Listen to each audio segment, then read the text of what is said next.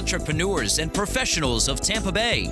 Welcome to your hour for getting the information, the tools, and the connections for elevating your business. Welcome to Getting the Edge with Kelly Wilson.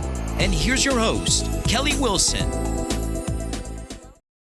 Welcome to Getting the Edge. I'm your host, Kelly Wilson. Thank you so much for being with us today. I know there's a million other places you could be, so we're honored to have you with us today. So thank you very much.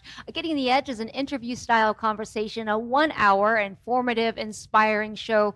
A great opportunity to talk with business owners and community leaders and really find out all about their journey, tips and strategies, hopes and inspirations, and really what makes them tick. So we love being here with you each and every week for almost 7 years now. Time goes so fast. Getting the Edge is brought to you by Edge Media Hub, a business community offering media solutions. With Edge, it's not only business, it is personal. Find out more about Edge Media Hub online at edgemediahub.com, or you can email info@edgemediahub.com, or you can give us a call. Call the Edge office at 813-448-2874. Thank you so much to our Getting the Edge show sponsors, Urban E-Recycling.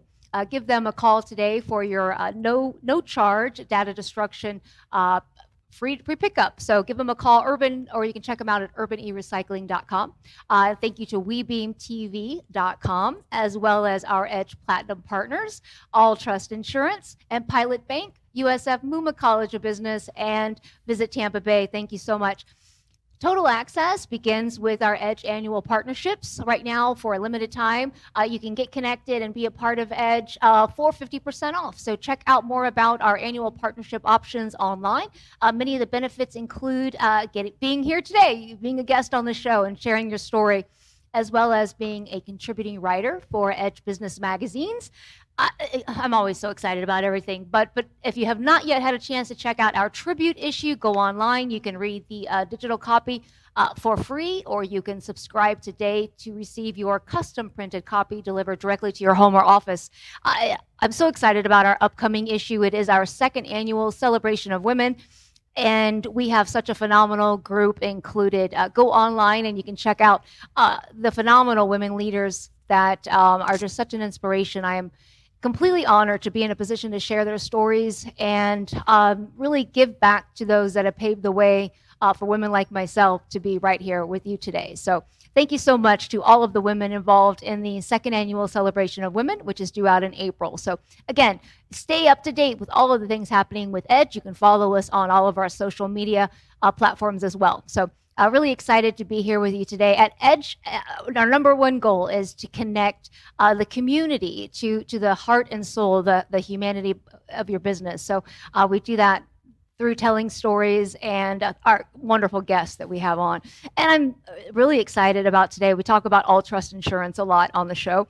And Tim Love, CEO of All Trust, surely I enjoy our conversations. He's been on the show a couple times with us in the past. Thank so you. Welcome back, Tim Love. Good to be here. Yeah, thank you for being here. So Pleasure. we just came off. In fact, I'm upset that I ordered a Bucks jersey. Tom Brady, actually, I had one in my cart online, and then I didn't purchase it in time. By that point, they're sold out. So I found a youth, extra large.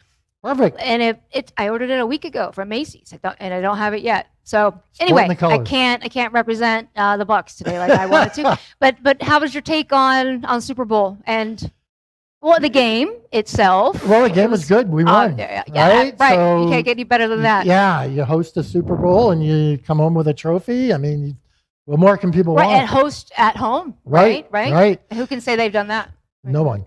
Yeah. This is now Titletown, Stanley Cup, World Series participants with the Rays, and now the Buccaneers, the Super Bowl champions. I mean, people in Tampa Bay are happy. I will tell you that. Yes, and it gives us something to really celebrate. It does. As we've talked about before, it's been a tough year. And you know what is so wonderful is, number one, like river parades could become a thing. Why stop at 2? Let's win a whole bunch of championships. Right. Oh, it's just beautiful too down there, and just the whole river walk area.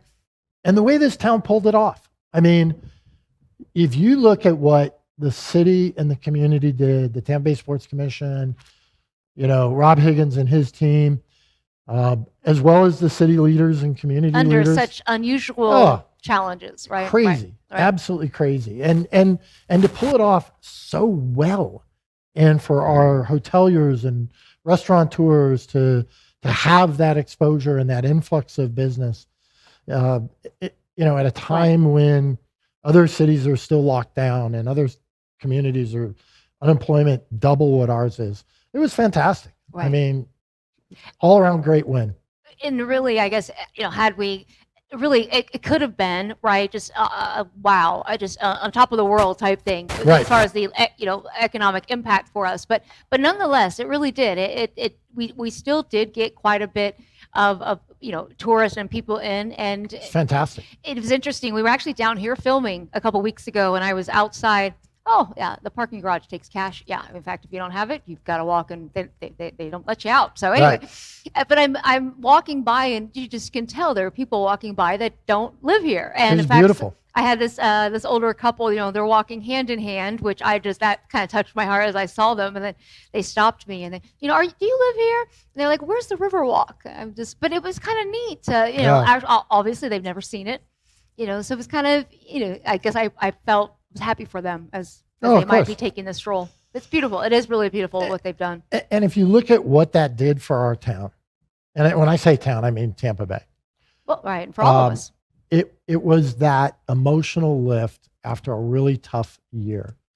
And not to mention the fact that we had Chamber of Commerce weather once again, and the rest of the country is watching us pull off this major event in a city, sending a message that we can do this. We can do this, and it doesn't have to be sporting. It can be any major event for political conventions or anything else. Tampa steps up. They do a great job. We handle it. We get it done. The partnerships between our hoteliers, everyone works so well together, and the community, it was tremendous. And really, quite honestly, a real emotional lift for the town when the town kind of needed it. Right. I remember when they announced that Brady was coming, and that was, I think, at a time, what was that, April or May? I don't know. Like I'm never good with, some time ago, but it was a few months into the pandemic state, and just I think the state of mind everybody was in at the time. So it really gave Tampa Bay something to look forward to, and being hopeful.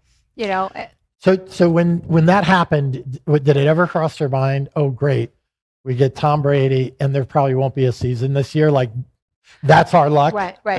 I mean, I know a lot of people that thought that, and myself included. Well, actually, the NFL really, and it's interesting that so many, I don't follow it. I'm sure the way so many, do, but there doesn't seem like there were many, call-offs or whatever they say because of COVID or different things. I mean, they didn't seem like they had to postpone any playoff games or I mean, I don't know how they would keep everyone so. Did a good job. Yeah. And there are quite a few sports canceling things. I know what they say, the hockey was canceled tonight, but that's because of storms up north. Right.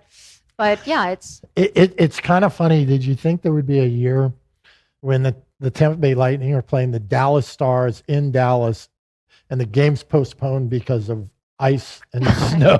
I guess that it doesn't probably snow that way there, does it? I wouldn't know, but I can't imagine Texas gets a lot of snow. You wouldn't think so. I guess the northern issues. It's getting a little weird.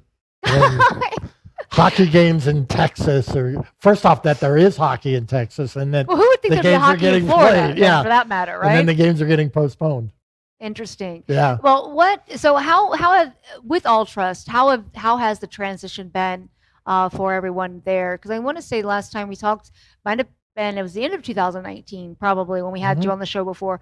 How are you guys still completely remote, or have you brought people back?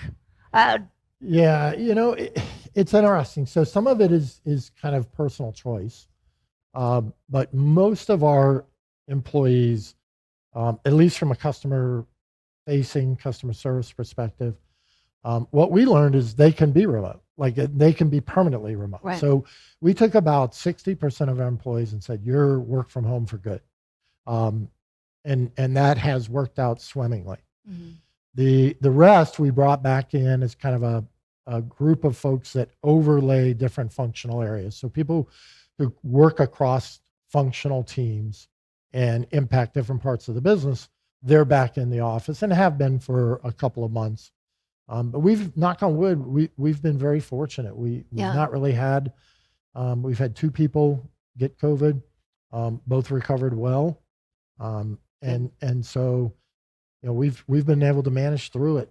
We had already invested in IT infrastructure, and purely dumb luck right before COVID. Prior to that, yeah. Yeah, so a new phone system, new networks, everything. So we literally went remote in 24 hours and did not miss a beat. We've got people who, you know, they know the technical side of the business, but we really look for people who are, number one, really competitive, and 2, have kind of a passion to serve. As far as employees in your team, right. And a passion to serve. So if they're passionate about serving, they're going to get online, they're going to do their job, they're going to take care of customers, whether they're in our office or not. So they responded extremely well and have really stepped up. And then part of it is, you know, just hard work and kind of grinding through it. There's a lot of theories out there right now on leadership and management and everything, but you know, at the end of the day, you still got to lead from the front. You still got to work hard. Right. So really have been very, very fortunate that it worked out well. And in fact, our revenues were up in 2020. Well, I can imagine from your perspective, it's not just, you know, I would think with Alltrust, and people think Alltrust Insurance, that it's just you're dealing with insurance, but you provide so many other services and solutions for the business owners or business community, and a lot of HR and human resources. And so I can imagine you were bombarded in a sense, probably. So that might have taken some adapting, was just to maybe facilitate getting people to answer the questions in a quick enough time, perhaps. Yeah, that was challenging. And being able to answer the right questions. We do. And because there was so much changing. Well, that's the problem. So, you know, there was, and it's still ongoing. Right. So now people are asking about, can I require the vaccine of my employees? What if they say no? What about the exposure to other people in the organization? So what COVID did, we have some labor and employment attorneys, and we have 2 full-time HR consultants for our clients, not internal. Right. So these are available to our clients. So when COVID hit, you can imagine, I mean, we were having a couple of webinars a week for clients. We were getting regulatory information out to them.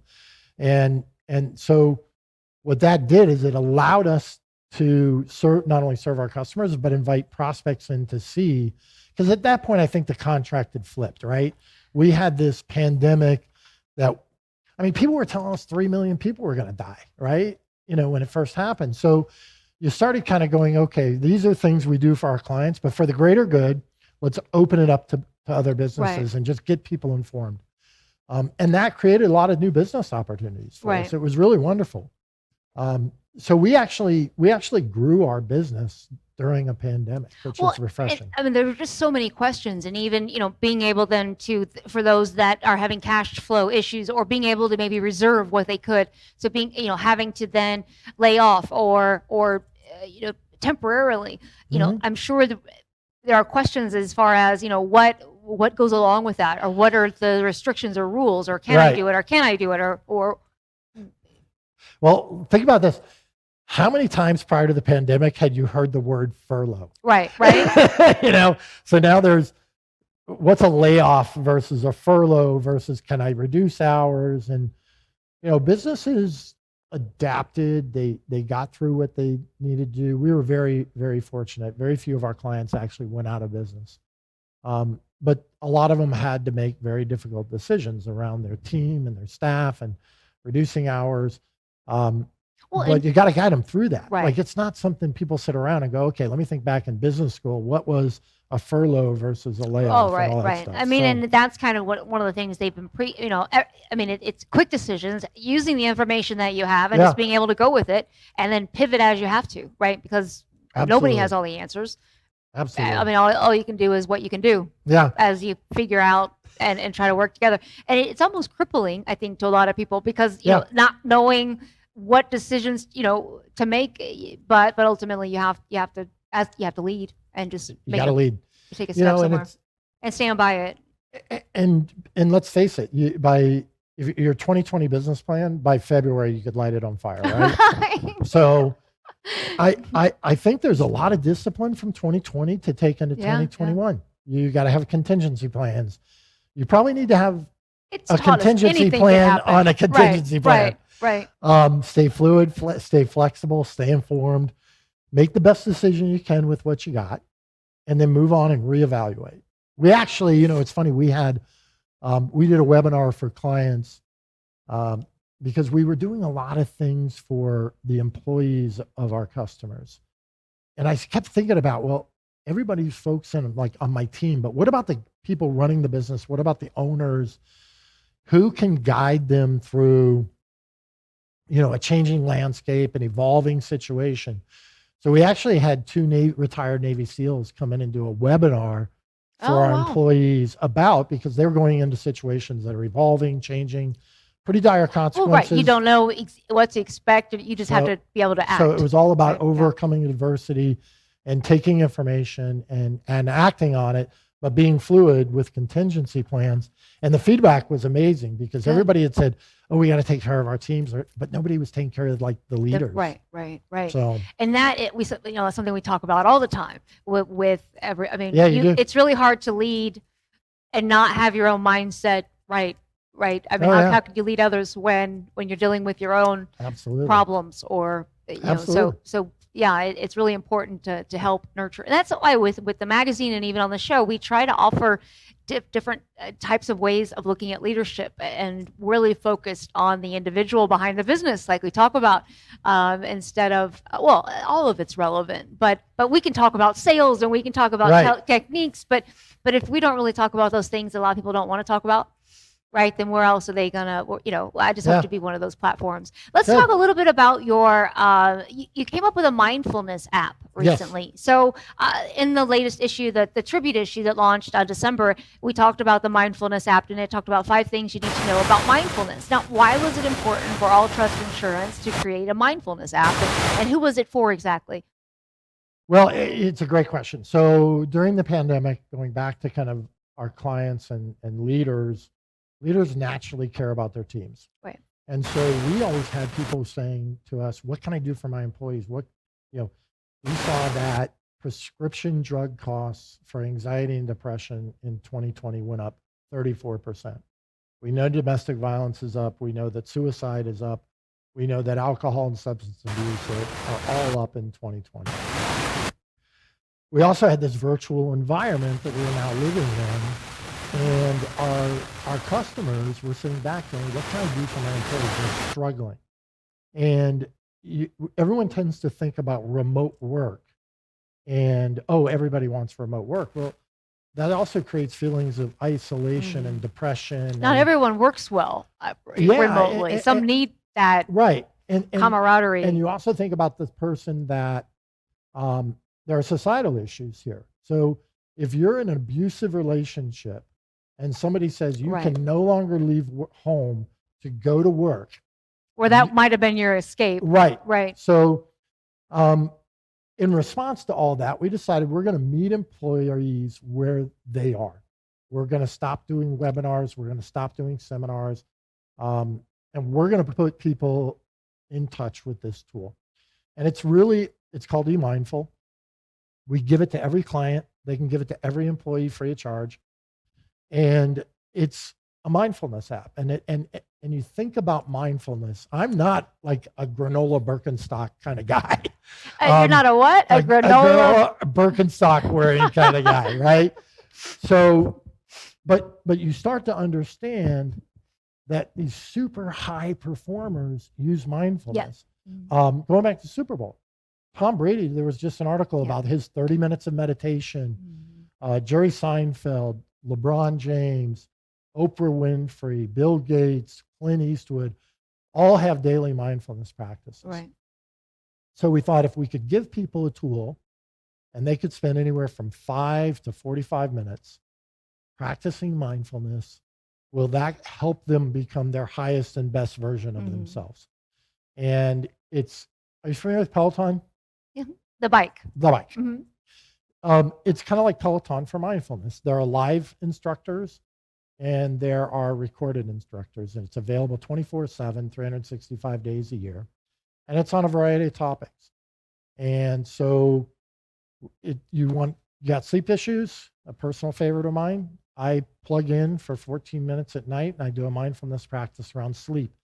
It can be around COVID.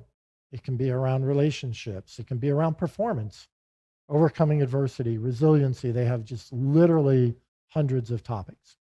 And so it wasn't that we could ever define an ROI for this. We just felt like it was the right thing to do. Let's get something out there to a lot of people that we think will help them. Let's not send them a book. Let's not give them a Fitbit. Something they can use ongoing. Right. Let's not give as them needed. a walking challenge or whatever. Right. It's something they can do while they're walking. On their own. I mean, is any of that tracked? I mean, No. are they able then to access whatever piece No. of the app they want, and no one knows Nobody where they're knows. spending their time? So I don't know what anyone's listening to in their mindfulness practice. And I don't care. What I Right. care is people are using it. Right. And we've got like tens of thousands of minutes listened to already. We rolled that out in November. And so it's been really, really, really well received. And what's really interesting is to tie back into our webinar on the Navy SEAL. One of them did a specific mindfulness practice. It's retired Commander John McCaskill. He's a Naval Academy grad, 20 years in the Navy, 17 in the SEALs. And he believes mindfulness saved his life. Mhm. And so he actually did a mindfulness practice at the end of it. And all I care about is that people were finding a way to get through the pandemic. That's all I cared about. And we're now looking at some other wellness type programs that are similar, that may be around fitness and healing and those kinds of things. More to come on that. But to me, really getting the tool quickly in people's hands was the key. You know, it is so. I've dedicated like the last decade, and I say this often, to really self-discovery and finding me, and really trying to discover why I'm here, what the life that I was intended on living, Right. and that's really, and I think really to get to that point, you know, you have to dig deep and get in and get inside and understand why we think the way we do, and then also. We all have issues. I like to call them features, right? We all have features, but why do we have those? And really trying to understand. I don't think we can have healthy relationships, whether they be like from a romantic standpoint or from a professional or not. I mean, without really understanding who you are and Absolutely. being able then to understand other people. I think, and even maybe getting to the point where you care enough to actually put yourself in someone else's shoes and try to determine how they're thinking or why they're saying what they're saying. But I love that so much about mindful and the mind. But for years I tried to conquer meditation and doing different things. And I think for all of us, it's all different. But it does take time. And with anything, it's practice. And having but you can train. You know, you can get your mind to the point where, and it's really so much of what we worry about and what we stress about and what we think about is based on a lot of the times misconceptions. And it's really, I'm going to mess it up. I love quotes. One of my favorite quotes, I'm going to have to find it. Many men spend I can't even remember. Many men spend most of their lives stuck in the foothills, cursing difficulties that never existed. Right. Something like that. Oh, I can't remember exactly, but it's true. So many people spend most of their lives worrying about things that never happen. But that's so true. And I think we did that. We just spent a year doing that, right? Right. So there was speculation. We all got inside our own heads. So many people want to know everything that's going to happen. Like, something's going to happen tomorrow. I need to know what's going to happen this. I need to know what to happen. I need to have everything structured out. And I think, you know, from an entrepreneurial standpoint or from a leadership, you don't necessarily think that way. I mean, you can't see the big picture a lot of the times. Well, the other part is let's be honest. So if you look at, I know you're a fan of Angela Duckworth and grit, right? A lot of that grit is built from difficulty.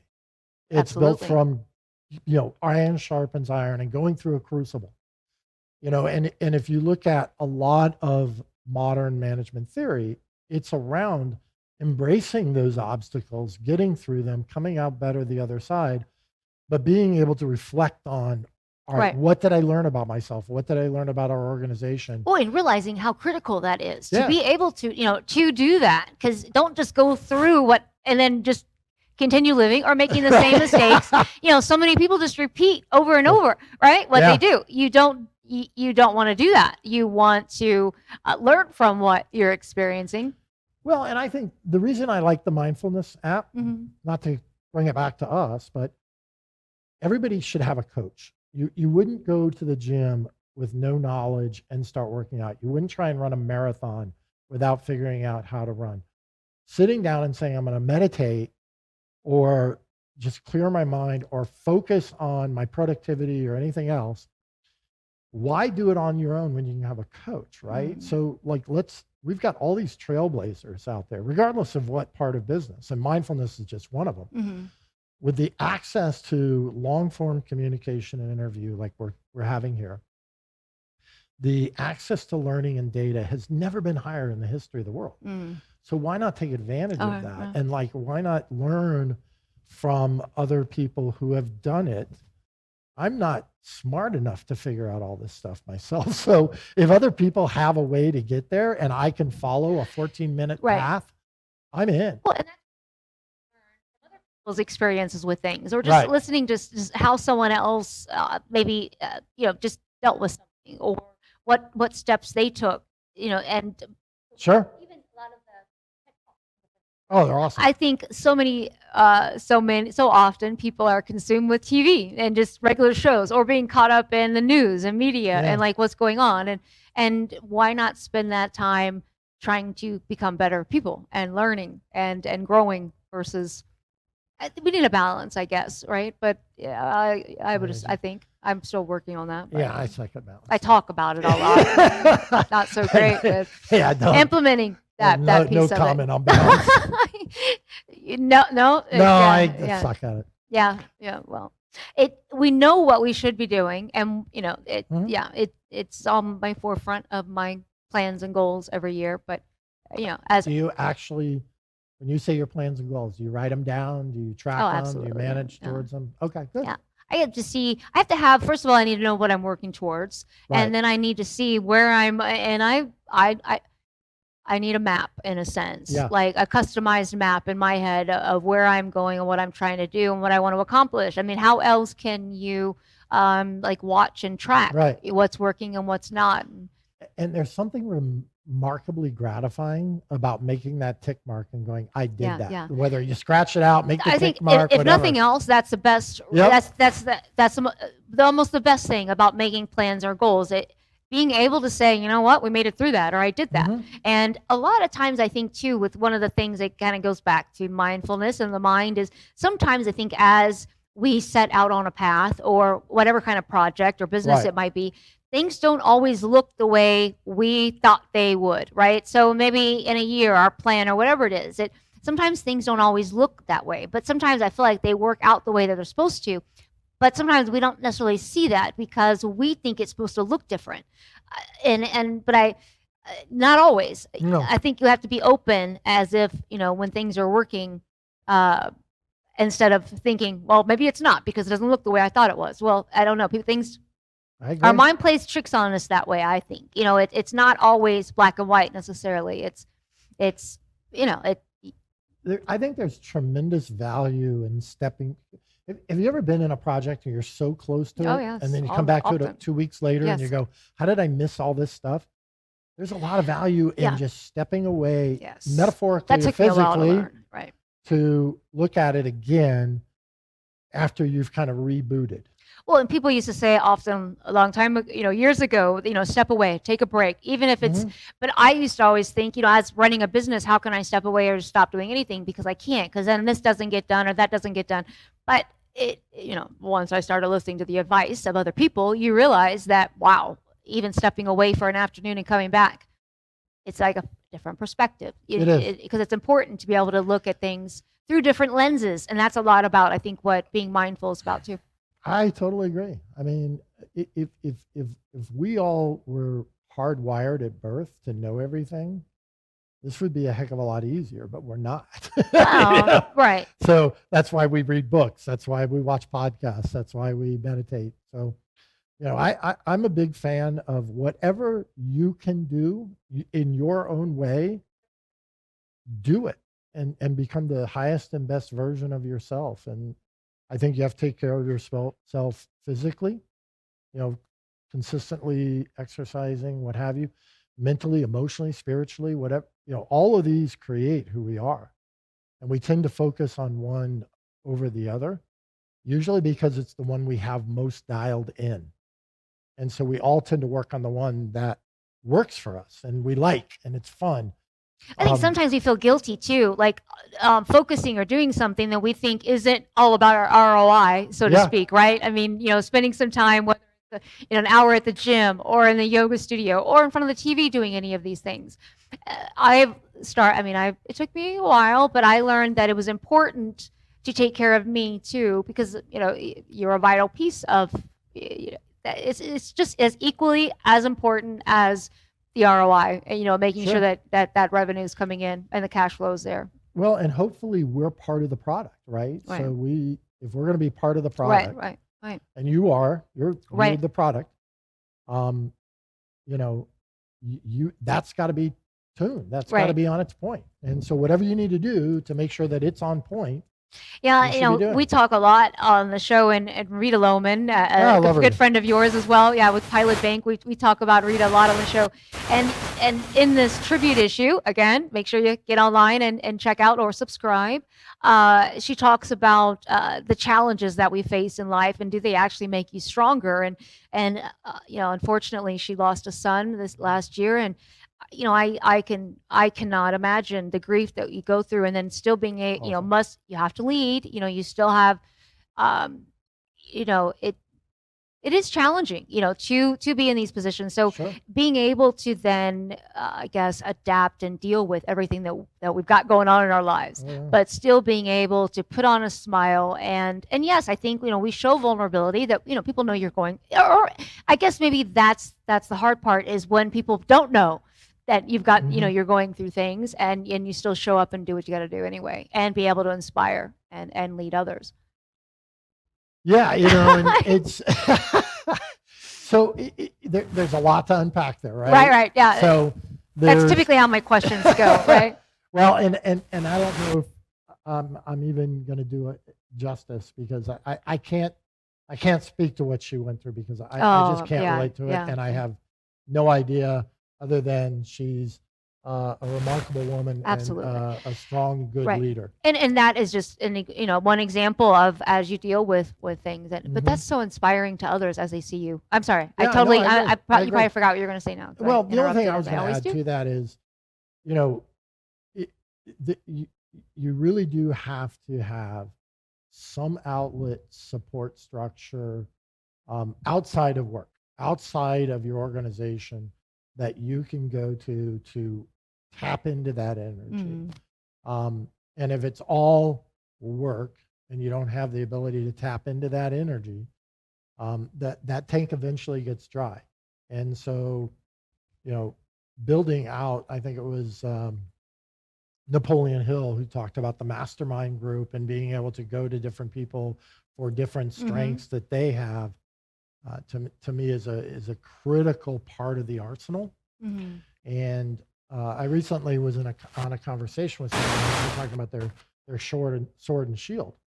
That armor gets pretty heavy if you're carrying it around all day. So every once in a while, you got to have a safe place you can put it down, be a little bit more vulnerable, and have those positive people interject that into your life. Right. Well, and that's key, I think, is getting to the point where you don't have that negativity. I don't have any drama in my life, because there's nothing negative in my life. I went through that cleaning out process over the last decade, but it's not that easy for most people, to eliminate, or it's easier to stay, in any situations, Sure. whether they're friendships or your parents or spouses or whatever it may be. Well, It's the just, inertia is always do nothing. right. I mean, Yeah, I guess you're right. Yeah. yeah, the inertia is do nothing. Right. And that's probably one of the most dangerous moves from a business perspective and a personal perspective. One of my mom, again, she passed away 5 or 6 years ago now, but she would have been maybe 81, 82. So different mentality, and she's from Germany, and this different way of thinking. But she lived her life as if every decision she made, she just accepted whatever result came of that. And it used to make me crazy. And Right. I saw that though and realized that I absolutely will not accept that for my life. I think sometimes we make decisions based on what we know at the time. And but they're not, there's a point that comes in that decision where you have to reroute, make a turn, make a God, yeah. path, you back up, you don't always just stay course and move forward, Yeah. unless some people do. And back again, maybe it's more of a generational thing too. But it's really sad because there are a lot of things that happened in her life that she just accepted and never tried to fix and make, and Right. fortunately she never will. Many people kind of go through that way. I mean, and just accept kind of things that happen. And So how not much, many people on our show, but, Yeah, well, but so people how watching, much- I'm sure. how much of that do you think is nature versus nurture? So are they, do you think that's in their DNA to be that way? Or do you I think it's both. Okay. Yeah, I think too. In her situation, she's the youngest of a very overbearing, over opinionated, very tough mom, and 2 older sisters that really you were in their shadow. And I don't really think she had a lot of confidence in herself, but it made her, later life very sad. I mean, she had so many regrets because she didn't try to change anything. And it, again, I think maybe sometimes those things are good for us because Right. we see that in other people and different things that they've been through, which again, maybe are just even things we're talking about on the show, can pick up and learn from. Like, I don't want that to happen to me, right? But yeah, it was tough, but I learned from her, and I didn't want that to be me. Good. And, but again, it goes back to learning from experiences and what we go through, right? And Yeah. not necessarily just being a victim and being a victor. Right? All right, we're done now. No, that was good. I didn't know. There's nothing I can add to Damn, that. like I guess I will say, did we record that? That could be part of my book. Kidding. Yeah, right. Yeah, I get, yeah, I mean, Yeah. that pretty much sums it up. So how do you see our futures kind of a switch, I guess adjusting as we hopefully get vaccines and Yeah. what do they call it? Herd Community. immunity. That's it. Yeah. Again, all these terms that we never had before. Right. Social distancing, if I never hear that again, Oh, I think I'll be God. fine. PP, what is it? PPE? Like, yeah, Yeah. This has been a very interesting year. I will say that I am happy with, again, I look at things and try to learn what I can. Yes, 2020 was a difficult year. I mean, we are a small business. We had to step back and make changes, and there were some obviously products and things we couldn't do and none, it doesn't matter. I think what we Right. try to do is focus on what we can do. And Mhm. and I think even for me, when things first happened, I was, kind of like with that, deer in the headlights kind Sure, of thing. You sure. just wait a minute. In November, I just did this, and I put, investments and different things going this way. And then now 3 months later, I have to figure out another Oh, yeah. way to go about it. And a lot of times we spend a lot of time on strategy and position and where we're going. That takes up a lot of It's huge. right. So It's huge. when you are a smaller company and wearing so many hats, and with some of the businesses, they had to then let some of those hats go, furlough temporarily. So and it has been overwhelming for many. Hospitality, obviously, and restaurant. I've Oh, always, God. That's the reason I talked about the Super Bowl. right, Is right, right. They have had it so tough. Right. So I think there's a lot of things going forward that will be standard business practices. Not the least of which is we'll probably look at our business planning cycle differently. I think we'll spend more time on the strategic and less on the tactical, because what I think we found was the real solid leaders, entrepreneurs, CEOs, they had built systems in place that the tactical could work, Mm-hmm. while they focused on the strategic and what needed to happen during 2020. And so the magic is my P&L right and all that management stuff. The magic happens when you sit back and go, okay, here's the changing landscape. How do we capitalize on this? How do we make sure our teams, our clients, and our future clients are taken care of? And where do we fit a need? At the end of the day, leaders will lead. We are very fortunate. We live in an amazing country, and we'll get through this just like we have for 200 plus years. Mm-hmm. And we'll come out at the other end of this better. I really believe that. And there'll be a blended workforce, and it will create new opportunities. There'll be new microeconomies come up. And I think, there's a lot of 2020 that people will learn from and take into business for years to come. Right. I mean, I remember when in business school, yes, they were talking about 50-year business plans, right? The Japanese after World War II had these 50 and 100-year business plans. That was taught in schools. I mean, with the rate of change in technology and everything else, how do you do a 50-year business plan today? I don't know that you can have anything that's more than 2 years and reviewable every 60 to 90 days. Right. But yes, change creates opportunity. Mm-hmm. And I think there's going to be tremendous opportunity. Well, it's great to see just some of the things that I think part of the digital perspectives of absolutely from now, being able to, because there is something to be said about time management and being able to, successfully and still, I wasn't sure how it would go over, but I still, you can still connect, I think in some way, if you have that personality and you're able to. So there is some, you can be personable through that, but I think for myself, it was, when you're used to, when you're personable and you like being one-on-one, it does. But the best things in life happen outside your comfort zone, right? We say that all the time. So absolutely. Being pushed to do something that you're not, used to doing. And I think I've talked to quite a few of the nonprofits too over the years.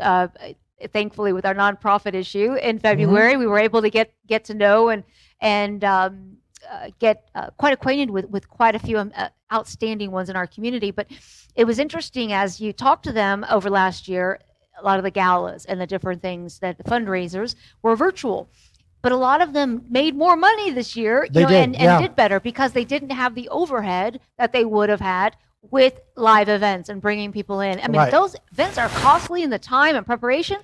Yeah, it is. And it's funny, it's a double-edged sword, right? Yeah. So on the one hand, virtual, higher margins, higher profits for the nonprofits. Unfortunately for the venue, lost business and all that. So yeah, it will evolve. There's always good and bad. Yeah, it'll evolve and change. It'll evolve and change.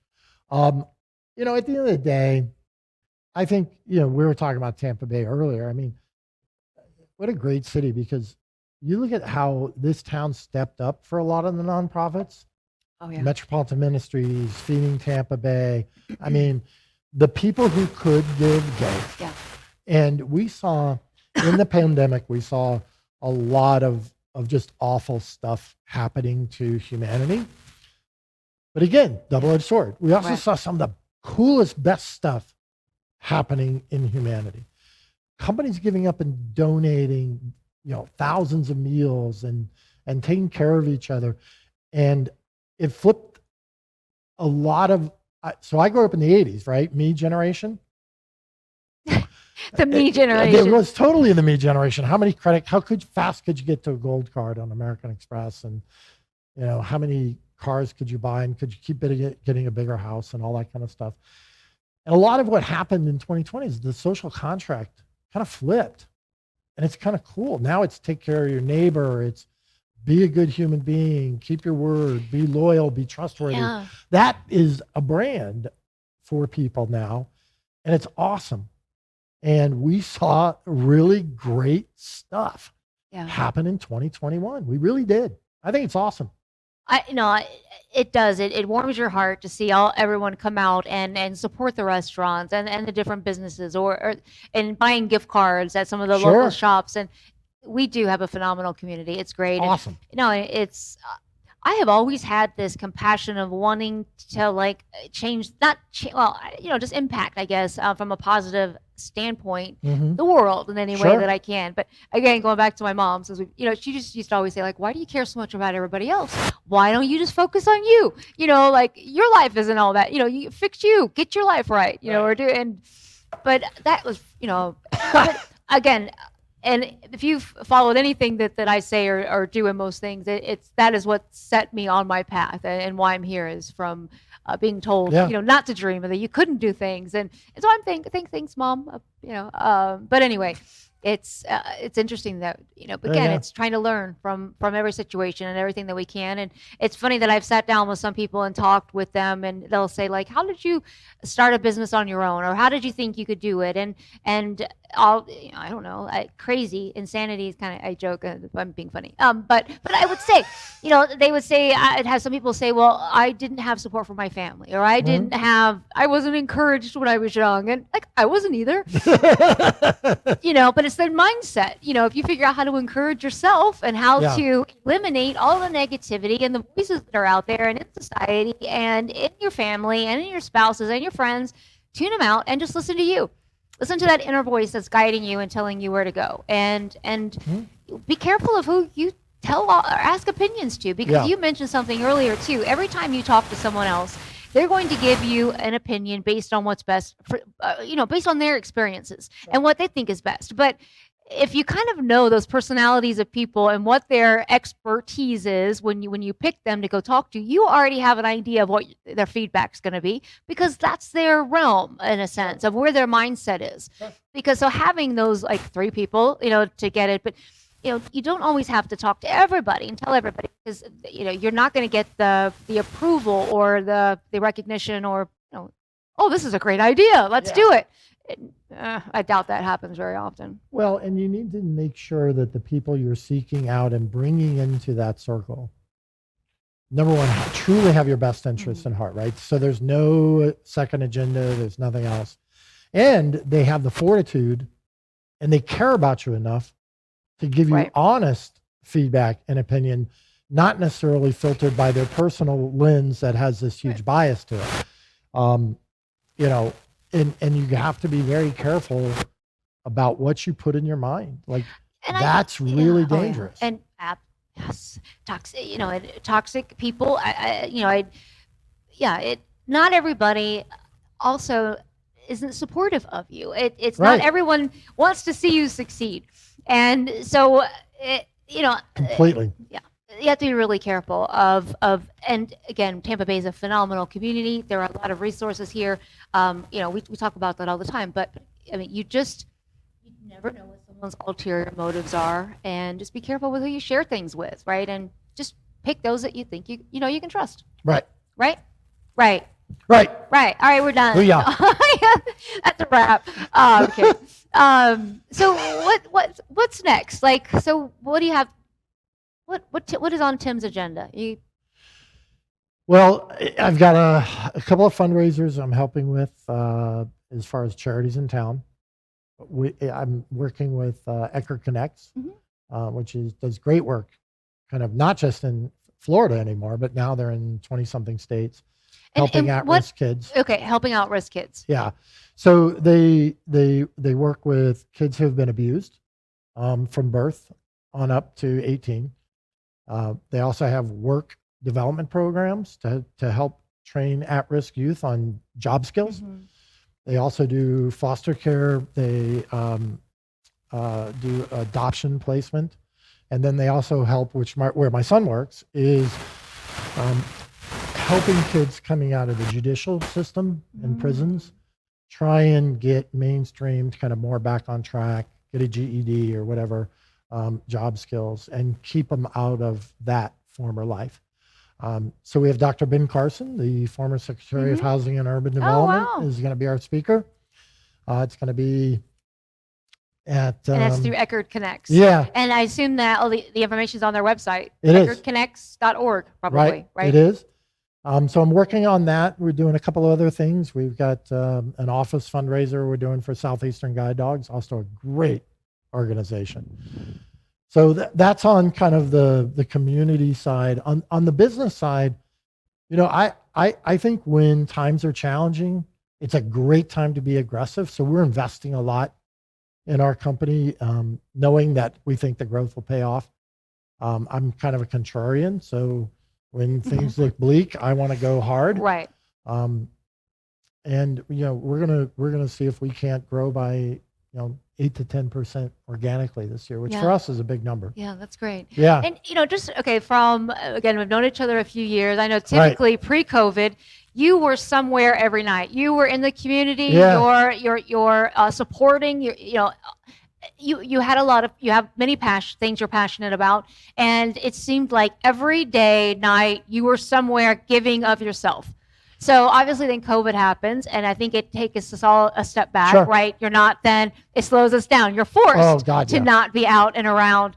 So so now as we're kind of starting to so how has that helped you maybe or not or? So, you kind of find out when you say giving of yourself, maybe that's not as worth as much as I thought it was. And that's how I look. I mean, you were so dedicated that it wore me out talking to you though. No, I mean you were always somewhere. Yeah, and I think one of the things I took my sphere of concern down to my sphere of influence during COVID. And I think one thing I really learned, and whether it's virtual, I need to learn to say no. So for 2020, you have to take care of you. Yeah, for right? 2020, 2021, that's what I learned is it's okay to be at home a couple of nights a week. It's okay to use that me time, that free time to become me time. And the commutes, the drives, and all that kind of stuff around town.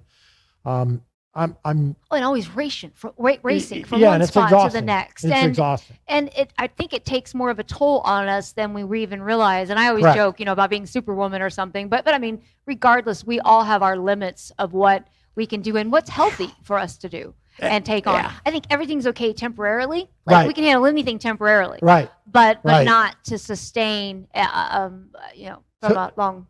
So to answer your question, I'm going to still be very involved. I'm just going to support in maybe other ways as well. I don't have to be at every event anymore. I don't have to be chairing a whole bunch of events anymore.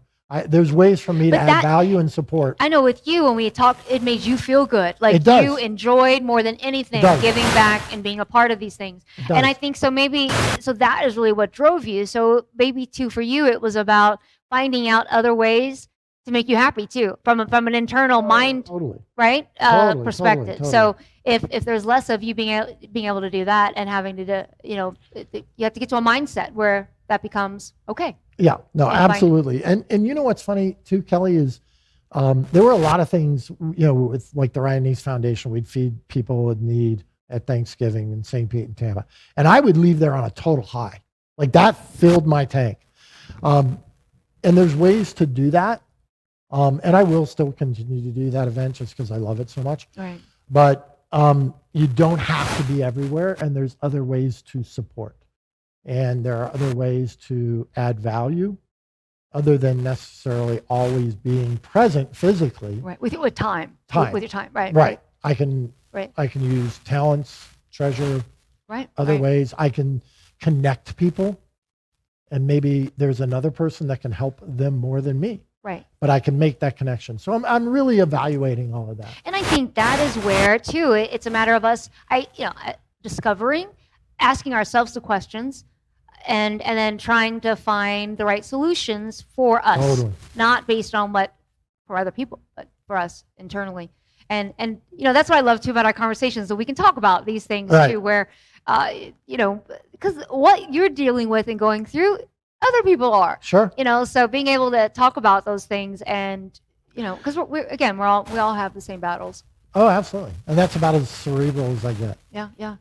It's that's one of the things that will always be constant, right? And it goes to, and we keep saying something about mindset and being just growth, and being able to learn and grow from our experiences. And I think a lot of that has to do with having a growth mindset versus fixed. So often people have this fixed mindset, again, based on their experiences and or the experiences their family and society has somewhat pushed on them. But nonetheless, I mean, self-discovery and moving forward. But having that growth mindset, always evolving and changing versus being fixed in some fixated state of perhaps unhappiness. I'm not sure.